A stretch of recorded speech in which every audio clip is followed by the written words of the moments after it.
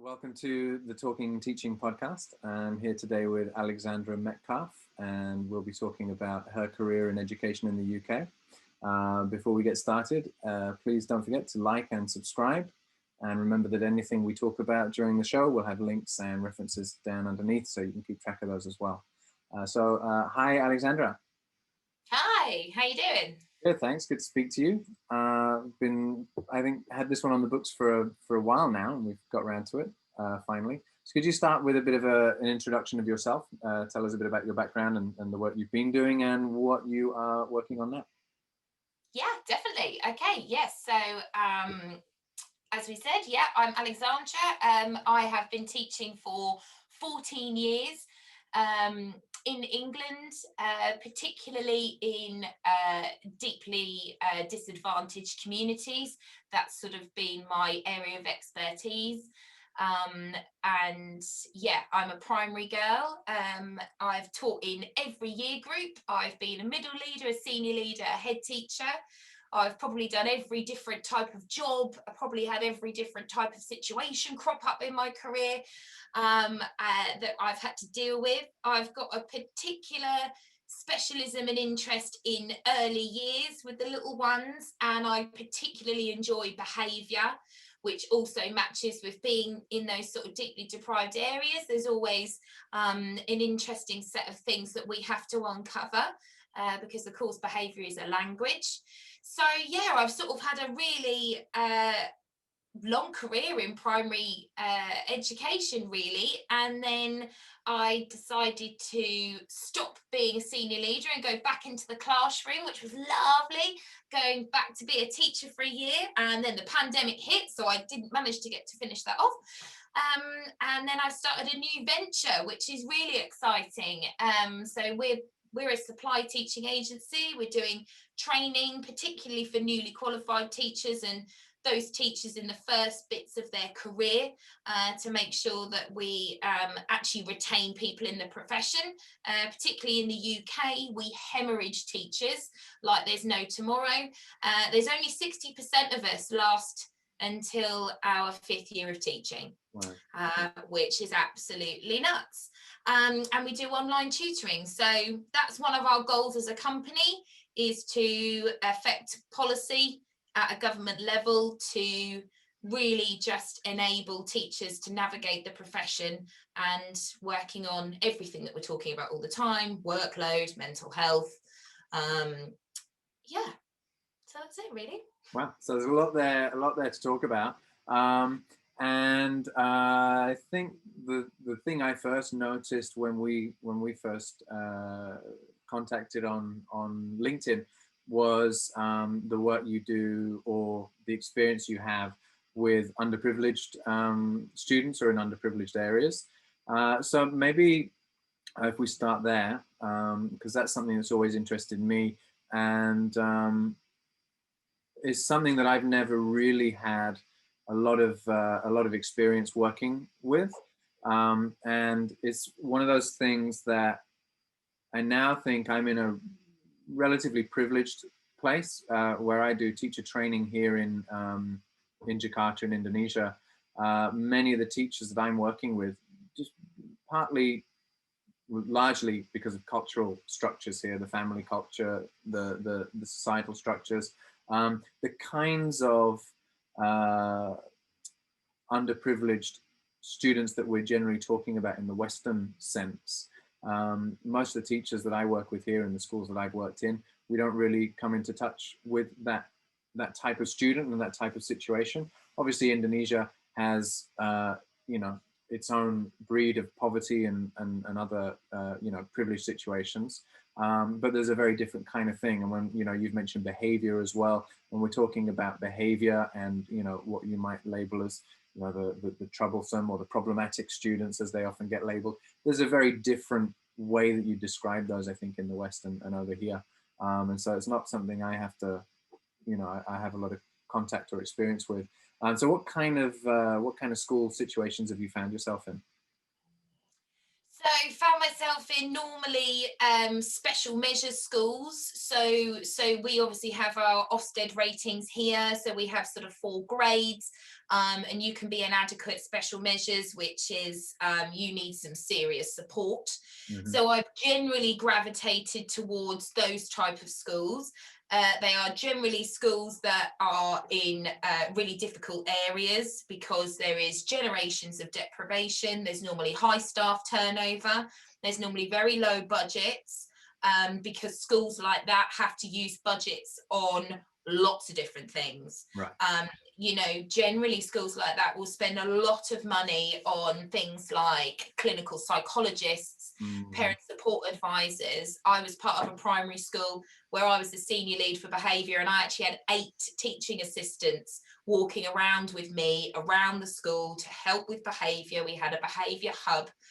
Now, if you go into a more privileged area, you just wouldn't need that sort of support. Right. So really, on the whole, when you're talking about those types of schools, there seems to be less money spent on really the teaching and learning, because we're spending so much time and money just enabling these children to access their learning, to actually also inspire the parents to even want to bring them to school, because in these sorts of communities, authority is the enemy. Yeah. And they don't see education as a way out, and as a way forward. So yeah, particularly with these types of communities and schools, I found, behavior is very difficult. You've got so many psychological things going on. And actually, I was part of a fantastic turnaround, for want of a better word, I suppose, school on the coast in Norfolk in England. And my head teacher sat us all down and said, look, we can do what we want in these 4 walls, but if we don't change what's happening out there, we'll just keep fighting the battle in here. Right. So we changed our focus, and we inspired that community to gain employment, to look after their community. And actually, we then found we didn't actually have to do as much in school. We could get down to the nitty gritty of teaching and learning. Right. We had an adult learning centre of speech and language. We had the job seekers allowance people in there. And actually, these types of places need a slightly different sort of school community hub. Yes, very, Yeah. very interesting. But there isn't many schools like that. There are lots. But I think you have to be a special type of person to want to work somewhere like that. Yeah, I'm sure. There's a lot that's interesting there. And you've answered some of the questions that were popping up as I was listening to you. You answered them already. The thing that was most interesting is, if I'm understanding correctly, it seems that there's a sort of, the problem being there's the same budget for say 2 schools, but there's no priority placed, or there's no additional budget or additional allowances put aside for these schools that have obviously different and special needs. They're dealing with exactly the same budget, and it seems like it seems like the only way to really resolve that is through very special staff, right? The teaching staff and the administrative staff seem to be fully responsible for making any kind of change there. You mentioned already how the profession, the teaching profession, is struggling anyway, which the UK is seeing a lot of that, America is seeing a lot of that, and I think it's relatively global, that we're seeing, teacher numbers dwindle. That can surely only be having an even worse impact on the kinds of schools that you're talking about. Oh, absolutely. We've got issues with attachment and all of that, and staff constantly turning over does not help the kids, doesn't help the school. You've got that classic head teachers only stay for a year and a half, 2 years, and of course, what happens when leadership changes? The whole thing changes. The only extra funding that we get in the UK is something called Pupil Premium, which is for those children who are deprived. You do get a little bit extra, and of course you get free school meals budgets and things like that, but it's not a patch on really what we need. Yeah, definitely not, which is Yeah, a shame. And I do sounds think, like it. yeah, and as I say, I think then the problem is the budget doesn't get spent on the teaching and learning. Right. You know, I've always, you know, those type of schools always have really bad school buildings. The roof always Right. leaks. You've never got enough pencils. Everybody's buying paper. There's never enough calculators. It's all because we're paying for school trips. You know, we're paying for this. We've paid for that ed psych to come in. You know, um, we pay for them to go out and do things because they don't have those experiences. So yeah, Yeah. Right. it's Yeah. I think it's a really interesting thing. Yeah, sounds like it. I don't want to, I don't know how you want to answer. I don't want to throw anybody under the bus, but I wonder as well to what extent those schools, it must be hard work as a teacher teaching in those schools. And there must be, it must be a lot of teachers that would rather avoid working in those schools and would rather be working in, in better privileged schools where they've got better conditions, where it's more comfortable, they've got, fewer behavioral problems to deal with and things like that. So to the extent that a teacher has a choice, presumably the majority of teachers would be choosing to go elsewhere. That must mean then that you're sort of your last pick when it comes to getting the teaching staff as well. And I don't mean to throw anybody under the bus, but what does that mean? Does that mean less experienced teachers? Do you get the newer teachers in those schools usually, or do you get teachers who have had their warnings? And I mean, how does the teaching staff cycle around to be in there? Or are you getting really passionate teachers who want to be in those schools for all the right reasons? Really, really good question. You get a bit of both in those type of schools. Yes, recruitment is always difficult because teaching is difficult enough as it is, let alone in schools like that. It can be twice as difficult just because even if you have got a fantastic budget and the rest of it, the children are emotionally, behaviourally very, very difficult to look after. Yes, there's always a recruitment problem in those type of schools, always a retention problem in those types of schools. And I think, yeah, that's because people get burnt out a lot quicker. Leadership, it can be poor in those type of schools, which means you get a very, very big lack of support. And as you said, you actually do get quite a lot of those newly qualified teachers. You get those sort of first year teachers, and they just can't handle it because they've not been given the support, because there's such a lack of capacity in the leadership, because there's so much to do all the time, that the capacity in everybody runs really thin. Mm-hmm. There is a set of us people who love it. There is so many of us who are like, no, I couldn't work in a normal school. I would be so bored if I didn't get sort of a swear word before 9 o'clock in the morning. It does kind of make my day. So there are some people who like it, who enjoy the challenge, but on the whole, the job is very difficult to be a teacher, as we all know. Right. Why would you pick a difficult school? Yeah. As well? Yeah, and there's got to be as well a sense that I don't work in schools that fit that description over here, but there's an analogy I can draw perhaps, that here in Indonesia, there's a very strong culture of seniority that runs through the social culture and through the professional environment here.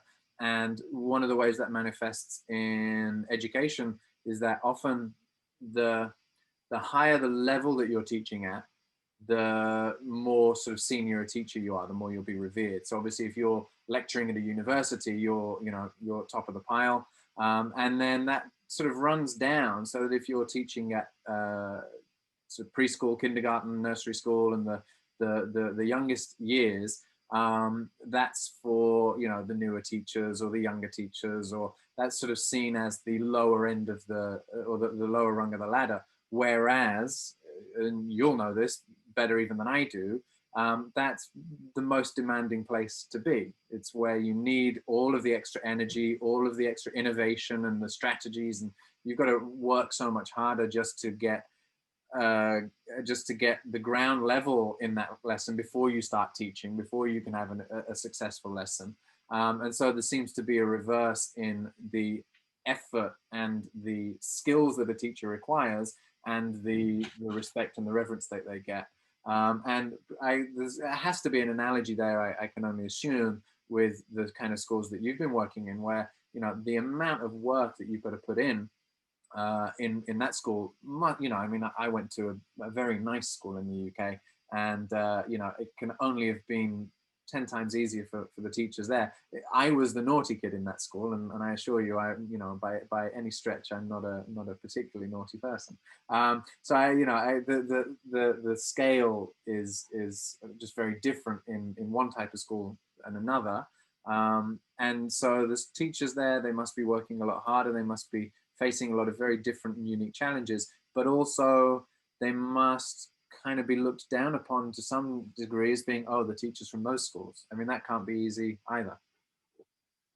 Yeah, that's really interesting. I think that the stigmatism is starting to come away. When I first went to a school like that, cool, yeah, you would go to our training where there would be sort of the local 30 schools, and it'd be like, oh, you're from da da da. Yeah, right. And it's like, yeah, but you guys don't realize in some ways we have to be better trained than you are. You know, we deal with so many more things on a daily basis. Yeah, it's really interesting.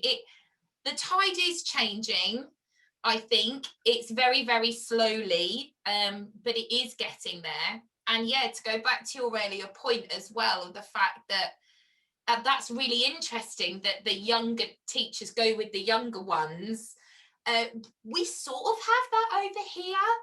I didn't realize it because I started with the little ones. I didn't realize it until I sort of got out. It's like, oh, the year 6 teachers, you know, and all of that. And Yeah, it's like, actually, yeah, no, the little ones, like, you have to know so many things about special educational needs. You are the first point of call for safeguarding.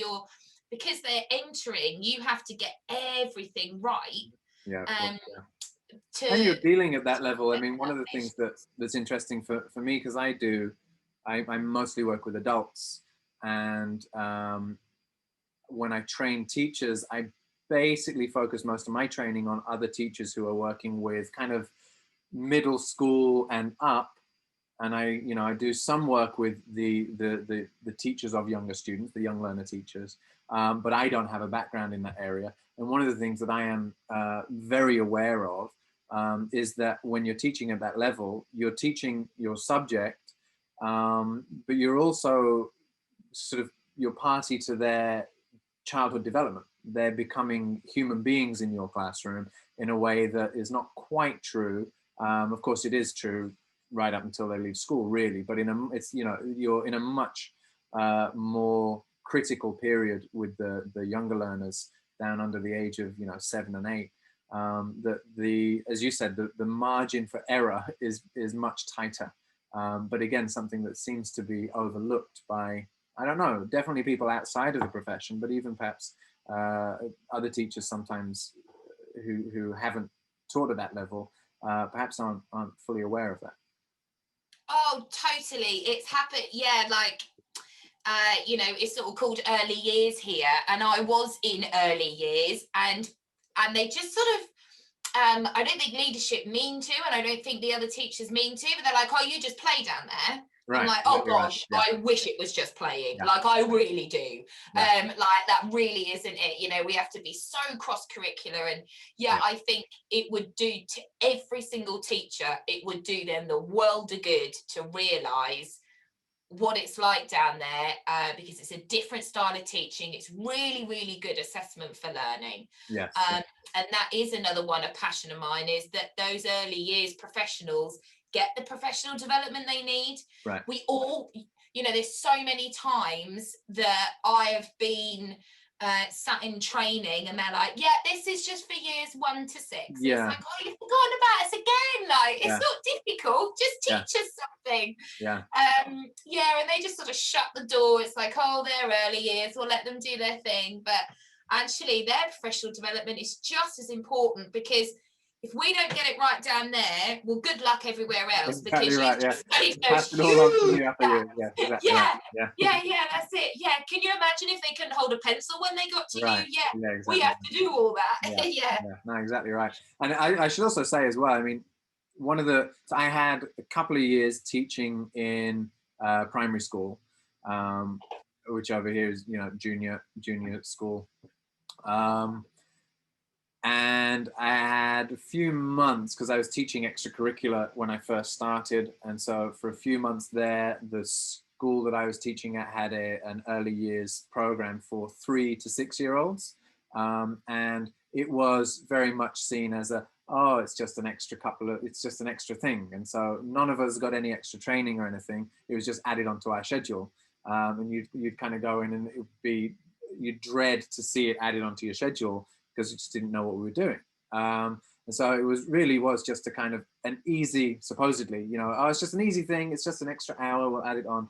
Don't worry about it. But it was the most taxing part of the week. And then I spent, as I say, a couple of years teaching in primary school. And what I will say, while I decided it was not for me, and I've since barely ever set foot in a primary school again. But what I will say is I learned so much in that time that I now apply when I'm teaching upper school and adults even. The things that I think something that gets dreadfully overlooked is the value of you know, play-based learning and inquiry, all of the things that are essential in the young learners in the early years. They then just get completely ignored with the older students, because you think, oh, well, they're older now, they're more mature, and they need to be treated this way, and they you know, they don't have time for that, and they're not interested in this. And I found that bringing some, you know, some game elements, some fun, taking out the colored pencils and letting them color something in with a group of adults was one of the biggest early lessons I had in my teaching career. Was when I said to a group of adults, oh, and if you want to color it in, I've got some colors in my bag. And then I watched a bunch of 40-year-olds fighting over their favorite color. And I realized that, you know, these things that you think, okay, that's what the early years teachers do, actually applies all the way. And if more teachers had, although I've chosen not to stay in the early years, because I had some experience there, it's really enriched my whole teaching skill set. And I think that if teachers had that experience, if every teacher had a bit of experience at each level, I think that we'd all benefit from that. Oh, absolutely. Yeah, really, really agree with that. Yeah, I think I was very lucky because I started with the little ones, Right. and I literally just went up from there. So I did nursery and reception, then just did 1, 2, 3, 4, and I've just finished in 5, 6. Right. And yeah, I really do take those lessons forward. Yeah, I think it's amazing how quickly my little 3 and 4 year olds are almost more independent than some 7, 8 year olds, because for some reason we squash this out of them in the education system, and it's like, my goodness, why do we do that? Yeah, and that play and that inquiry, it's like, you know, as you said, adult, you know, we're all pretty similar creatures, really. Yeah, that's it. Yeah. You know, we all want to question things, and, you know, we all want to go down our little bit, and as you say, colouring in. And yeah, it's really interesting how our system does that. There are some schools, and I've been really, really lucky to visit some schools in the UK that do try and use the early years lessons all the way through the school. So they'll do like immersive classrooms, they'll do alternative seating, so there's no tables and chairs.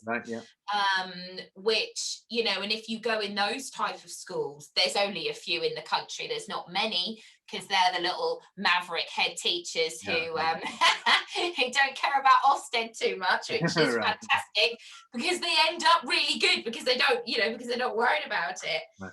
Those children there are so well rounded. Sure.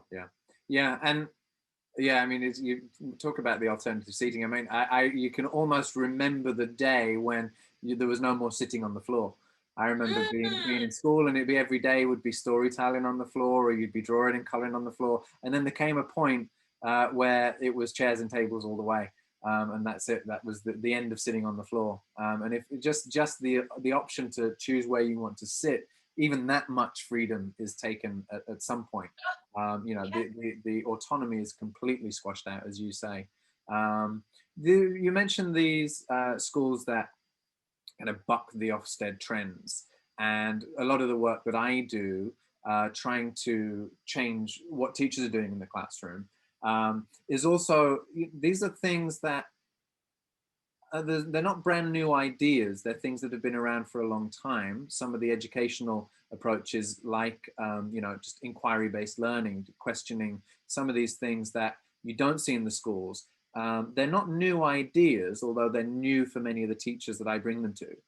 But they've been around for literally thousands of years. We refer back to like Socrates for Socratic questioning, and then we try and bring that into the classroom, and it seems like a revolutionary idea. These are things that have been around, but always on the fringes. And you've got those schools that you described as well. If it works the way I believe it does, and if they are really, the kids are coming out, as you say, they're well-rounded and they're performing well in a system that has an Ofsted, that's got rules, how are they not able to see this thing works? Do you have any, do you know what's going on here? Why something that's doing well still doesn't get recognized? I think some of it centers around fear. Yeah. I think as a head teacher, it's very difficult to have the courage to go, I'm not going to look at the Ofsted criteria. I'm just going to do what's right for my children. Yeah. And by doing that, by proxy, you tend to get much better Ofsted results anyway, because you're Right. always leading from the children. Right. But I do think there's a big fear factor.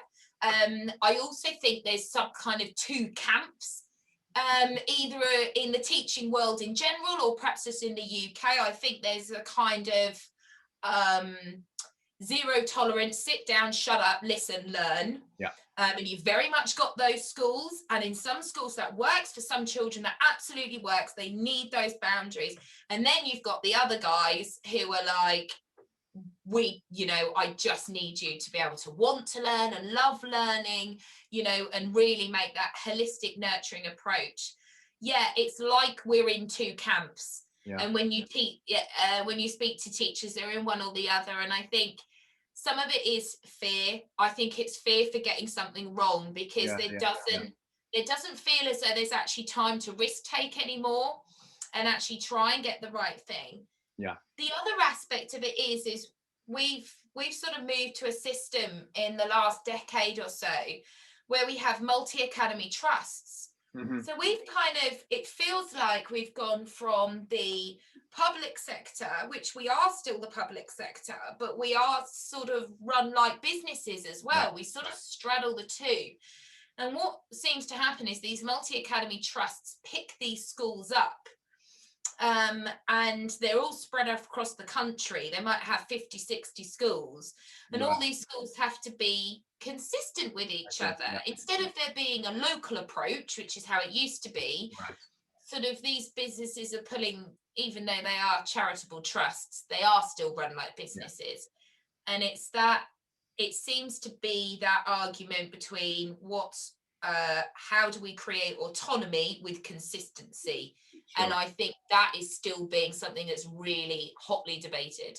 Yeah, no, that's really interesting. And the academies happened long after I left the UK, and it was one of the few things in sort of recent years, the last something less than a decade, that when I would hear about these things, and the academies was the big one, I would just lament the changes, because there were some of the things that were in place over here that I saw as problems. And I would say, oh, well, in the UK, what I liked about what we're doing in the UK was this difference. And then I'd say, oh no, now the UK is doing it the way we're doing it over here. And I'd see it was sort of going completely in the wrong direction. And I wonder if, the academies, the way you've just described it, it sounds to me like it must be the opposite of what people expect, because there must be the assumption that allowing these academies to operate the way they operate would lead to more of the kind of autonomy that would encourage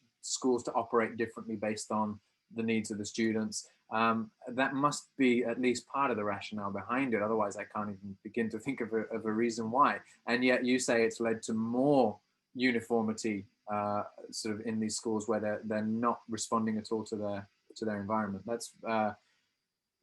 That's tragic, but perhaps the opposite of, I don't know, am I right here? Does that sound like the exact opposite of what it should be?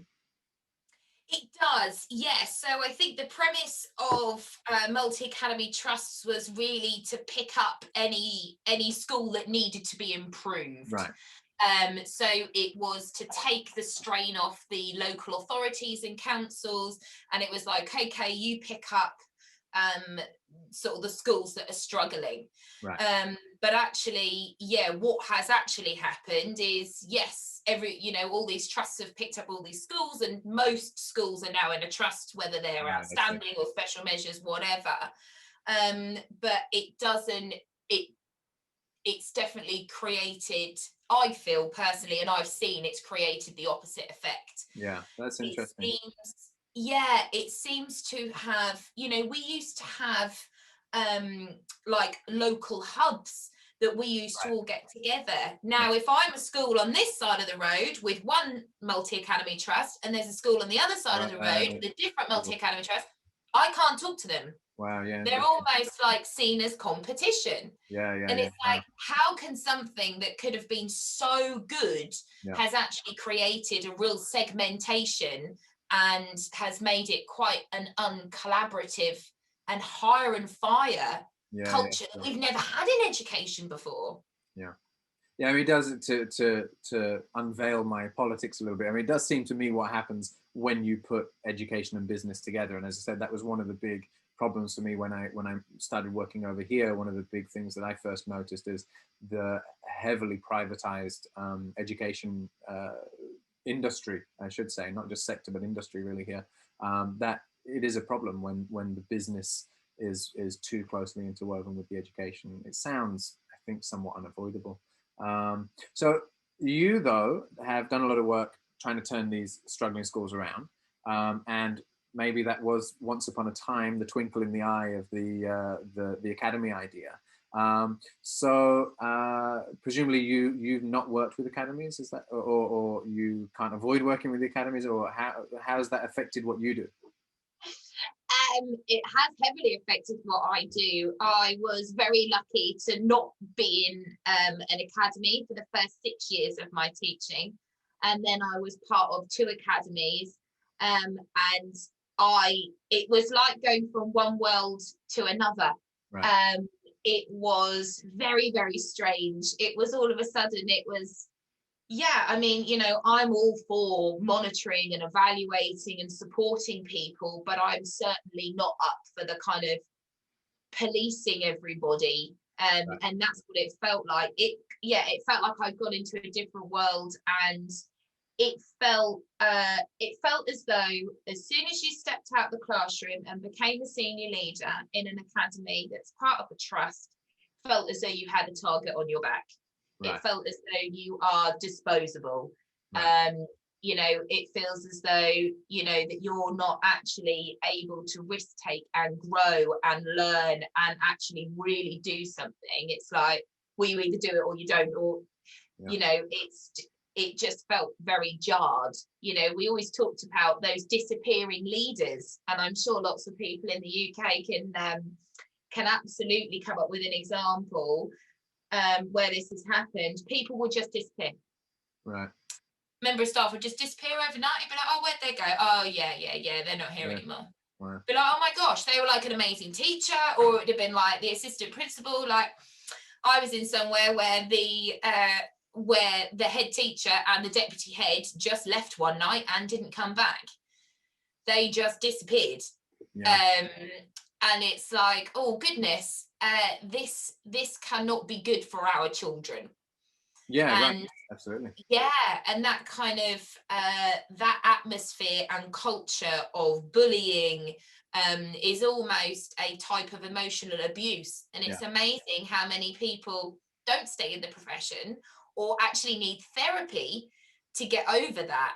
And it strikes me, again, circumstances being slightly different, but outcome being a lot the same.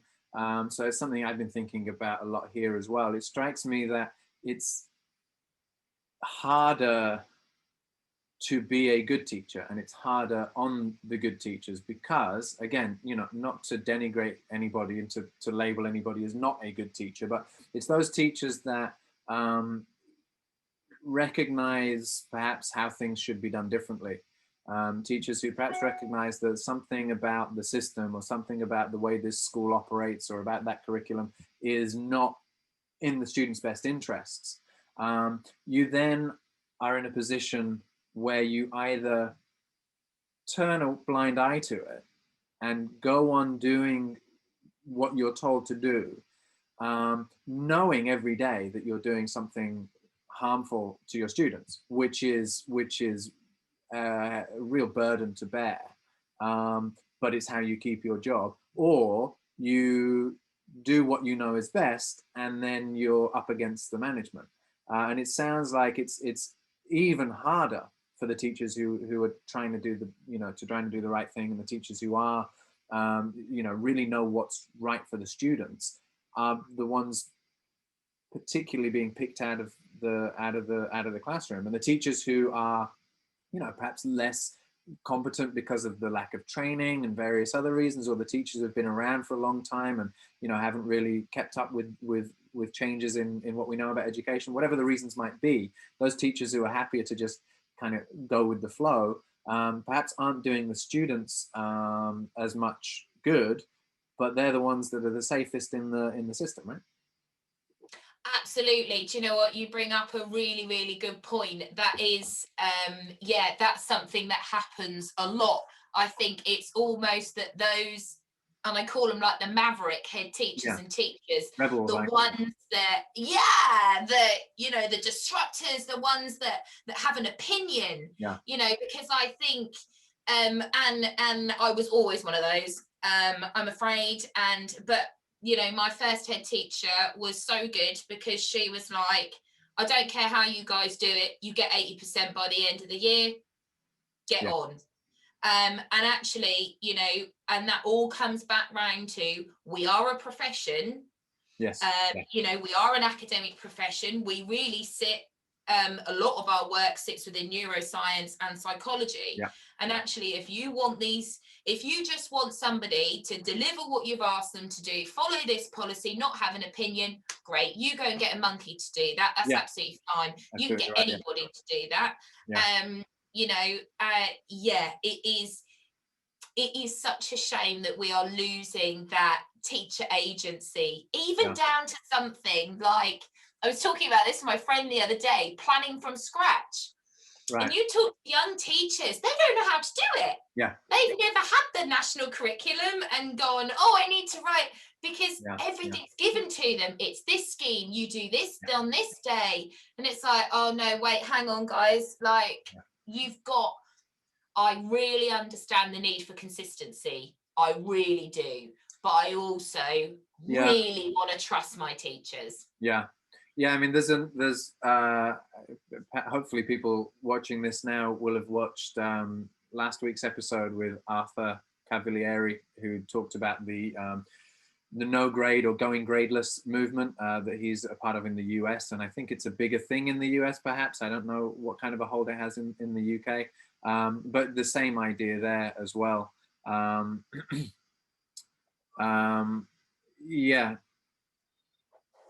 It's quite radical, and for a lot of the teachers, they just don't know where to begin with something like that when you're in such an entrenched system.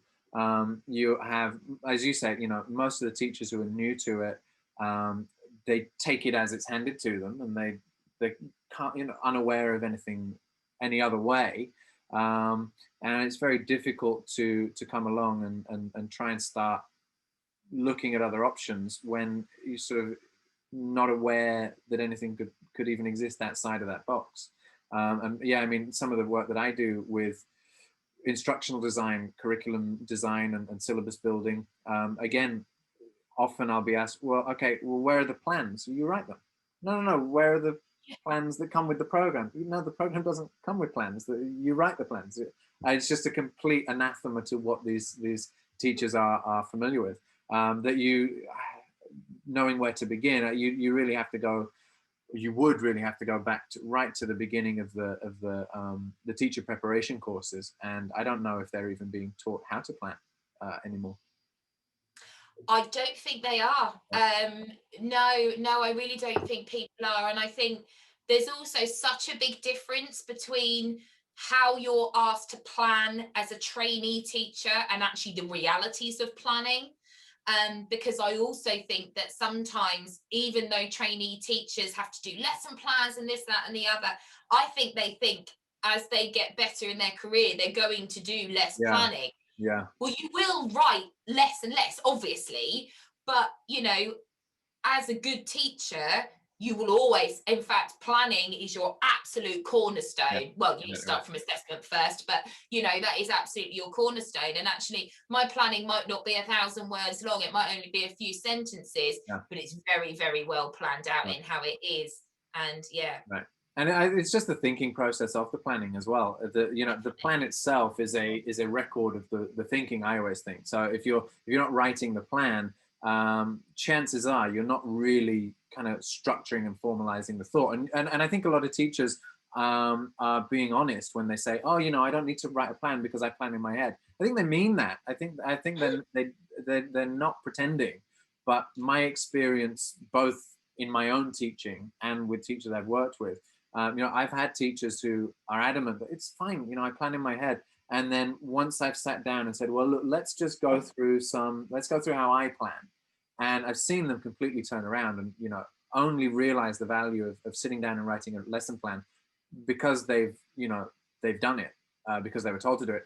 And then never going back again. They always write their lesson plans now. A lot of the teachers that I've worked with didn't used to and now always do. And they might not plan exactly the way I do, but that formalizing your thinking to the extent that you go, okay, I'll write something down in some kind of a sequence, just really structures the whole plan in the head, I think. And if teachers aren't being taught that thought process, regardless of what format they might be given on paper, if they're not being encouraged to use that approach to thinking about lessons, then I think it's no wonder why we see what we see in some of the classrooms.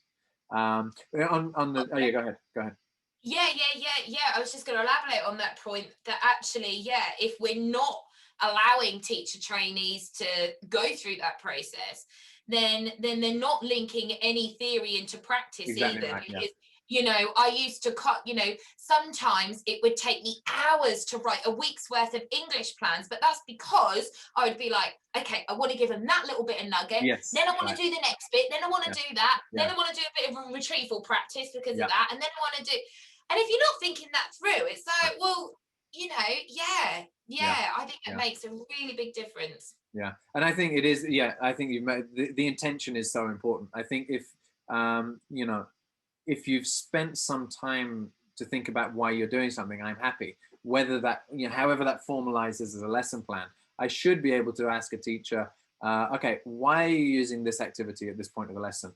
And it almost doesn't matter what the answer is as long as there's an answer.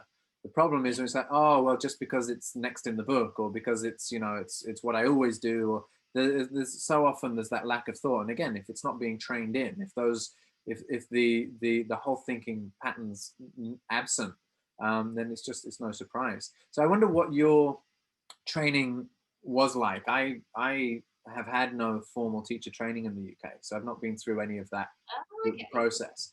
And so I wonder what that was like. And in particular, because you spent time both in the early years and in the underprivileged schools, how much, if any, specialized training did you get to prepare you or to help you in those particular environments?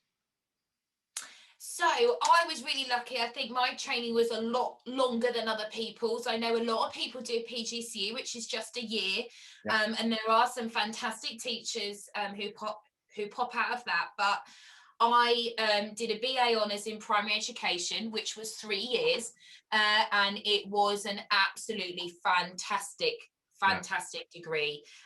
We had I went to a specialised teacher training uni, the only one in the country, and that had some of the top educationalists, and that made a huge difference because the way they taught us and the way that they supported us on placement, and they just were constantly, here's the theory, but here's the practice, try it out. Now that back influences the theory.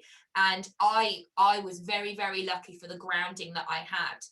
And they were also quite particular on And that's sort of where my passion for those more disadvantaged areas, they were really, really passionate about that. Okay, good. I got the message very early on that not the best practitioners are in the worst areas. You know, Yeah. we've got some of the best teachers in the most privileged areas.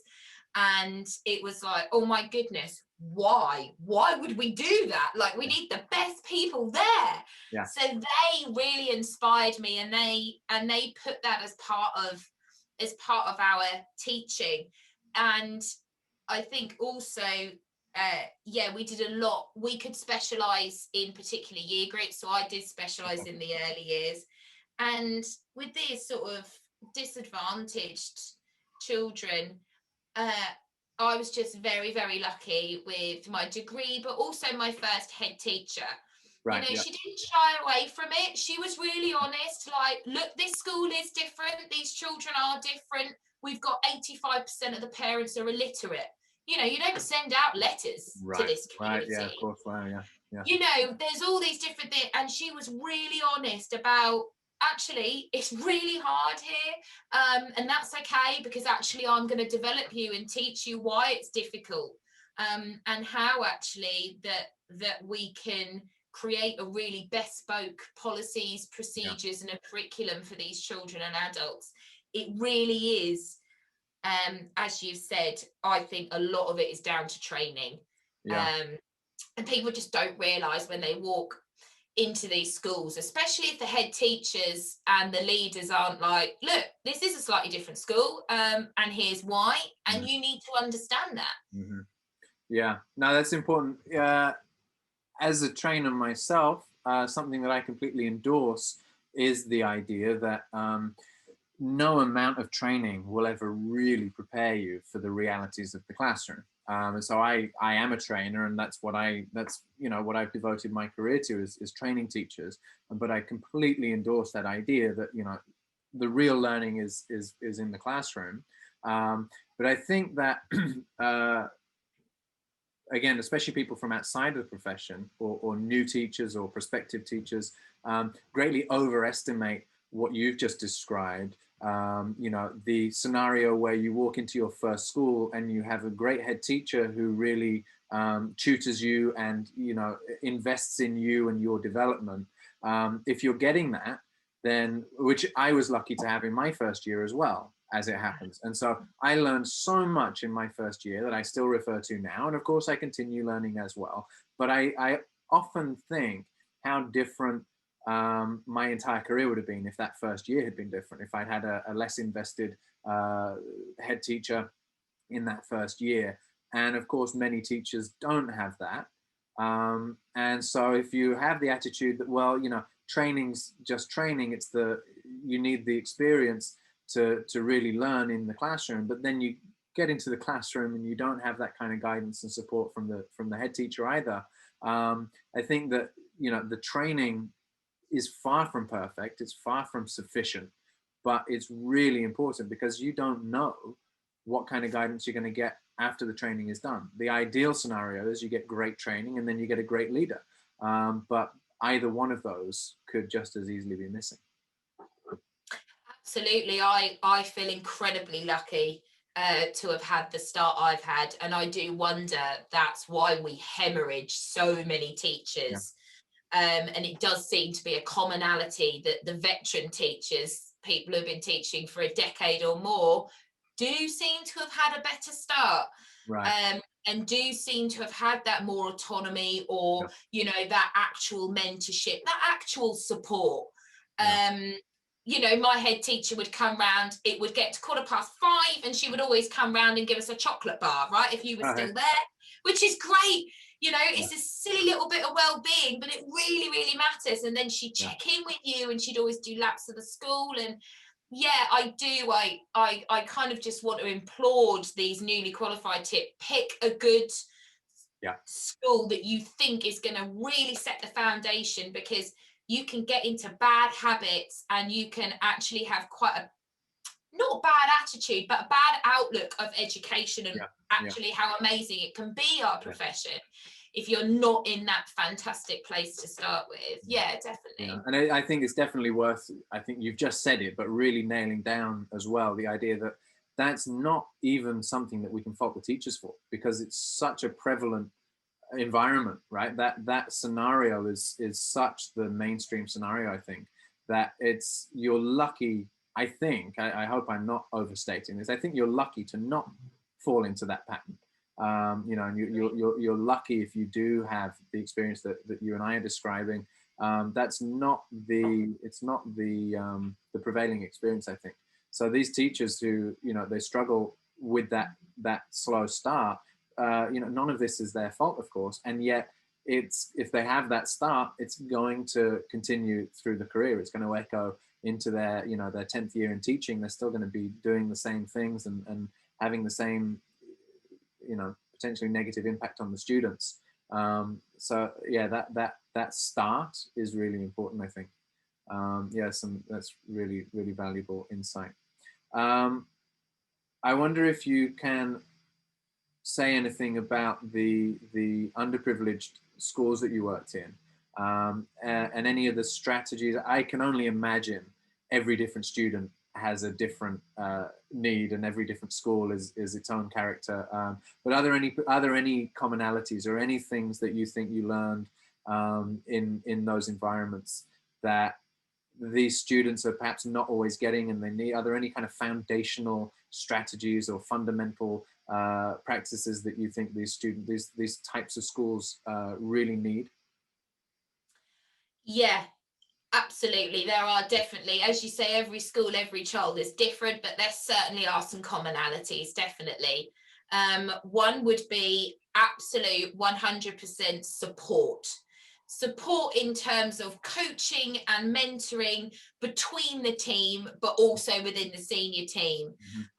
You know, the senior team really, really do need to support those teachers, because they might have had a parent scream at them that morning, they've had a chair flung at them the next minute, and they've carried on, you know, they've carried on teaching, or, you know, they've had all these different things happen, and, you know, sometimes they just need a shoulder to cry on, sometimes they just need to go home. But it's supporting within each other, but it's also the senior team needs to listen to the rest of the team constantly. I don't know if you've had that in your experience, but you kind of get this top style leadership, and actually the best leadership is, that's it. Everybody needs to talk to each other. I know as a senior leader, it only took me 6 to 8 months of not being in the classroom to be actually quite far away from what it's like to be a teacher. And that's why I still go and teach now, because, and I think senior leaders should, because they just, they need to remember what it's like. Exactly right. Yeah, that's the. I don't teach very much anymore, but I you know, I worry when too long has gone between my last bit of classroom teaching, because I worry about that. And something that I think is interesting as well, you just said about the leaders, whether it, you know, the head teacher or the leadership system, whatever you're in, listening. What I found quite interesting in my experience, as I've started to do more work with schools now, where I used to do kind of, you know, public training for individual teachers who would come to me. Now I've started to go into schools to do faculty development in schools. So I'll be brought in by the leadership, by the administration, to provide development training for the teachers. And what I've found a large part of my role has become in those environments is actually the reverse, which is advocating for the teachers and kind of passing feedback up to the seniors, because they don't feel that they're being listened to. And so I'll, you know, at least as valuable is the time when I go back to the principals or back to the leaders and sit down with them and say, look, here are some of the things that you might need to know about what's going on in the classroom. And here are some of the things that the teachers feel that they need in order to be able to do their job properly. And there's just a complete disconnect between the teachers and the leaders, which is exactly as you just described. So again, I think that seems to be a fairly global problem. It does, and that is such a shame, because it's actually such an easy thing to get right. It's just about having good relationships with your staff, and I think it's about putting your ego at the door.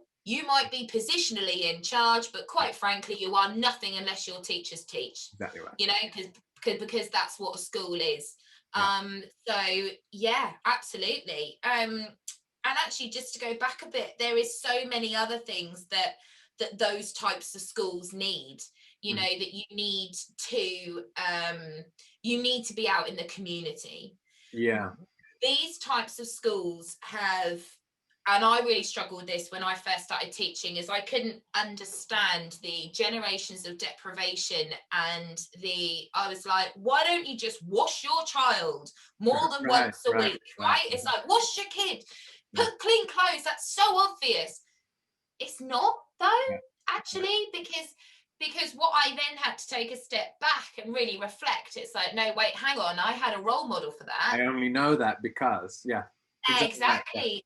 These mums only know that because that's how their mums treated them. And actually, it was about taking the blame out of it all the time and realizing that it was just an ignorance thing of just not knowing actually what to do with these children. And not to underestimate as well, something that, you know, until you've been in the situation, you can only imagine it. You know, the not to underestimate the pressure that somebody is under when they've got to work, you know, several jobs, and you know, maybe they're a lone parent and they've got rent to pay and this, that, and the other.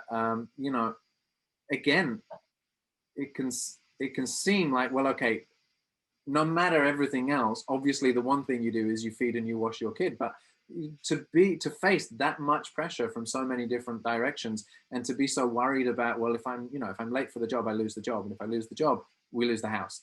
You know, it's difficult for me to then say, well, to tell you how you should be prioritizing your day, right? It's just a circumstance that unless you're in it, I think you can't really fully appreciate how that can impact on your organization and your priorities. Absolutely, yeah. And you know, and that comes back round to that sort of building relationships, and you know, and bringing humanity back into it, you know, and actually everyone talking, you know. Some of the best heads I've had are those parents that go, can I have a coffee with you? And they are, you know, they feel happy enough to go, look, I've had a really day, I need to offload on you. And there's, you know, and there's so many heads that wouldn't even want to do that, and they wouldn't even have that relationship. And that really means a lot. And especially when you sort of then think about, you know, sort of the behavior policies that we have in these schools.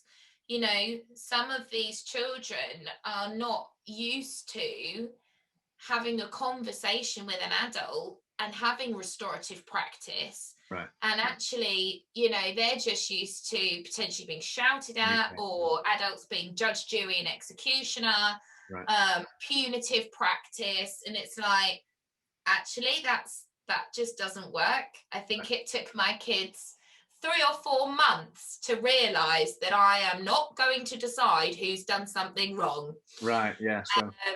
Yeah, and they were, and it's like, no, you can decide who, you know. And then it was always, if the dinner lady stopped my kids on the playground, they would always come and find me at lunchtime. No, I'm not talking to you, I'm talking to Miss M.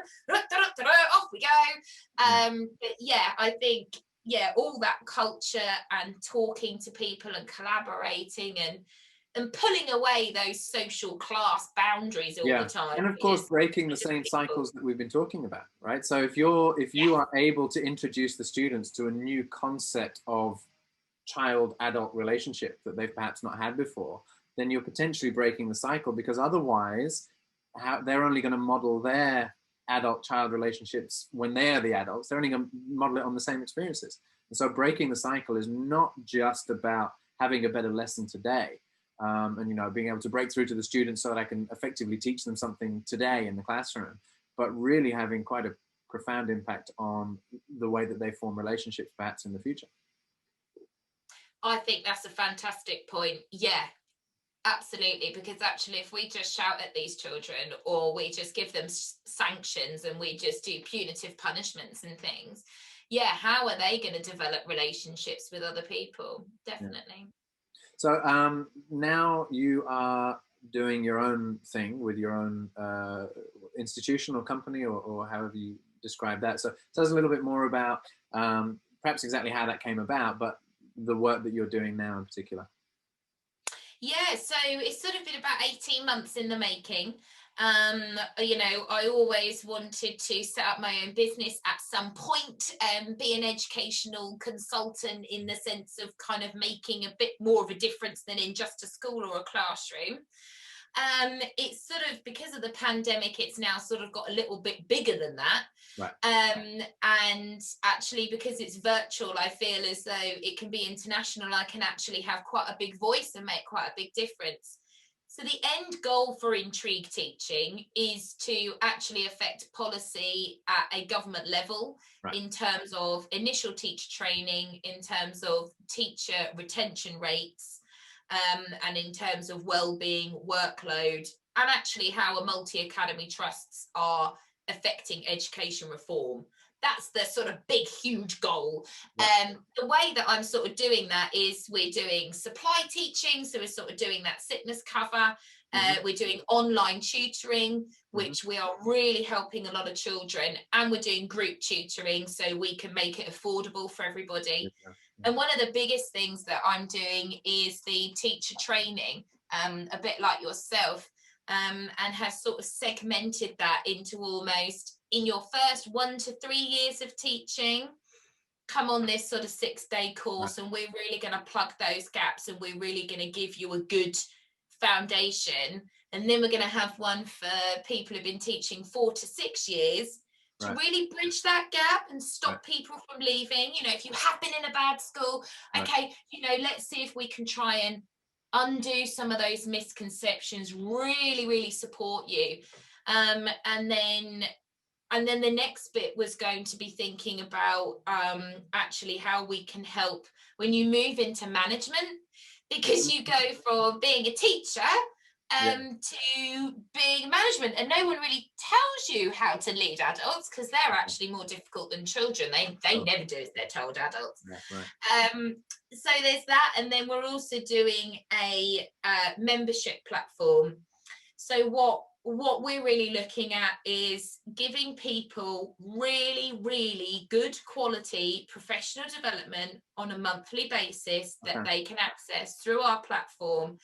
We'll read the theory, we'll summarize it for you, we'll give you some practical advice, because it's actually quite hard as a teacher, isn't it? You go all these new sites, and there's this and there's that, and it's like, whoa. Yeah, no, it really is. I think that's incredibly valuable. It's a conversation I was having just yesterday about how, you know, the point that I was responding to was, you know, the teachers don't read the research, which is kind of true. But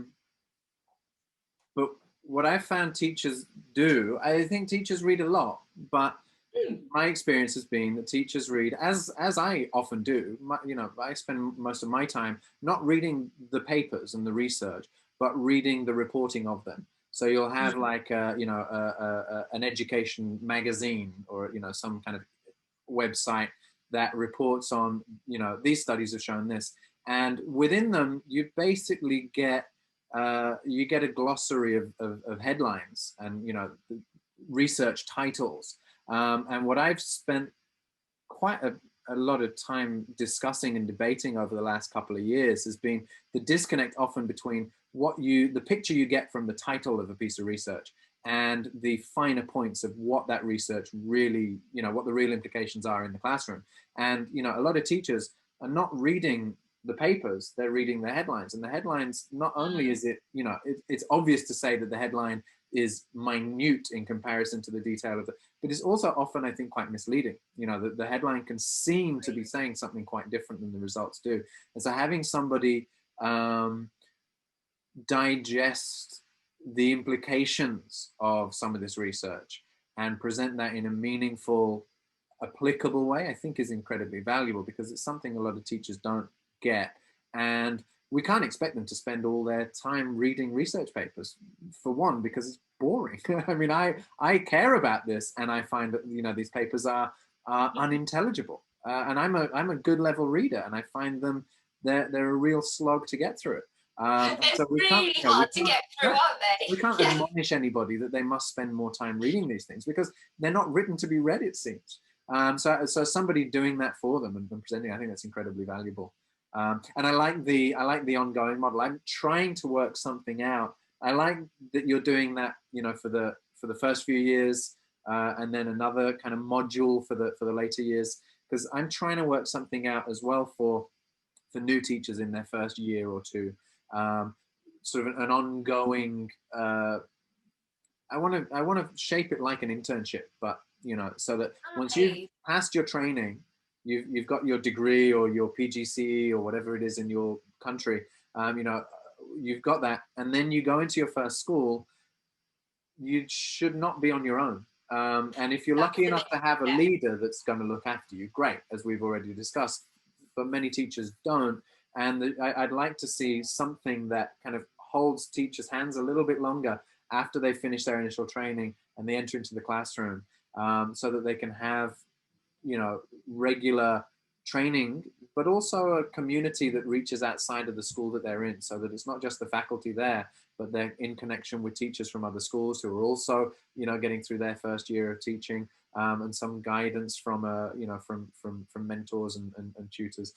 So I like that you've got that kind of ongoing model as well, and I'm trying to design something around that. So that's really nice.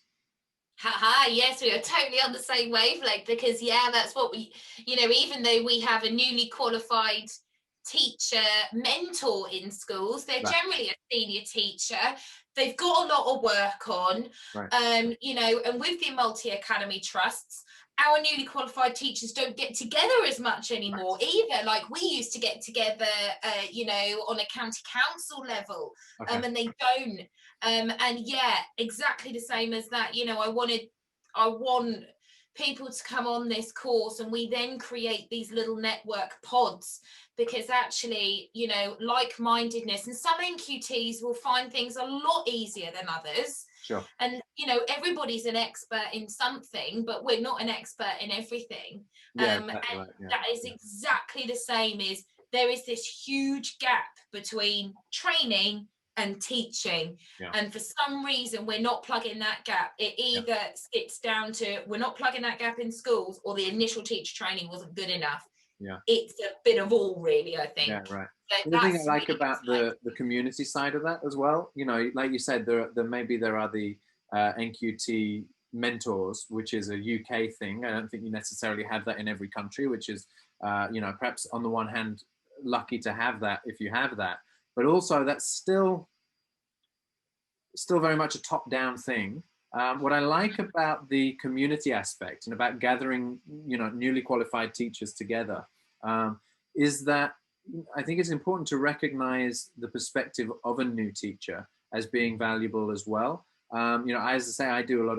I train teachers, so I do a lot of work with inexperienced, sometimes prospective teachers who are just about to start their first teaching job, and I invariably learn from them, even when they've never taught before, because they have some other experience. You know, they're moving from a different career into teaching. There's some perspective, some experience that they've had outside of the classroom that, you know, can be applied in the classroom, that I can learn from because I haven't had that experience.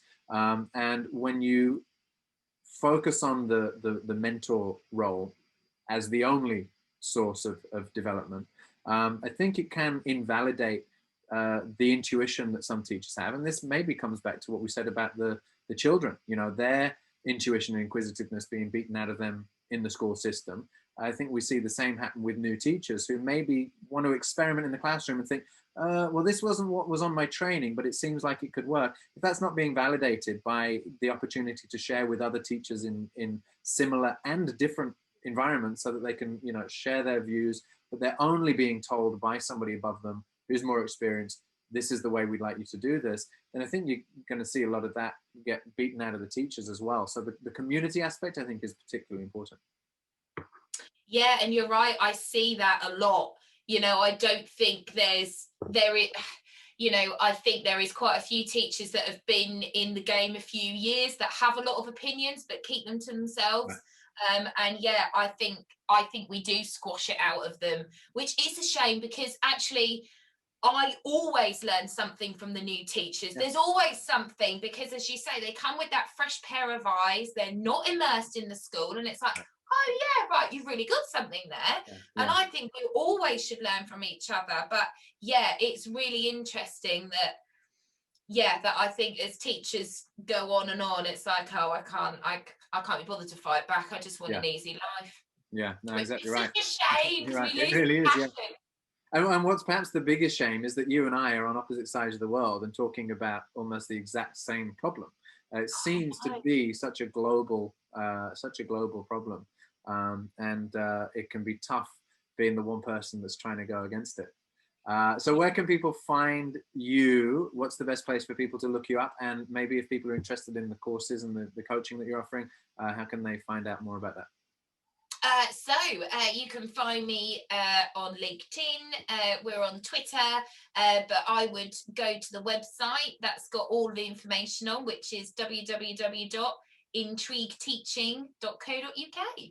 Great. So I'll put links to that underneath the video, and hopefully people will look that up. I think it sounds like a lot of value for new teachers, and maybe for some not so new teachers who are, maybe if somebody's listened to this and realized that maybe we are talking about their circumstances and their situation, they might want to look into it as well. So thanks a lot, Alexandra. It's been a real pleasure talking to you, and I hope people have enjoyed it. If you have, don't forget to like and subscribe and do all the sharing and things. And yeah, once again, thank you very much. Oh, thank you.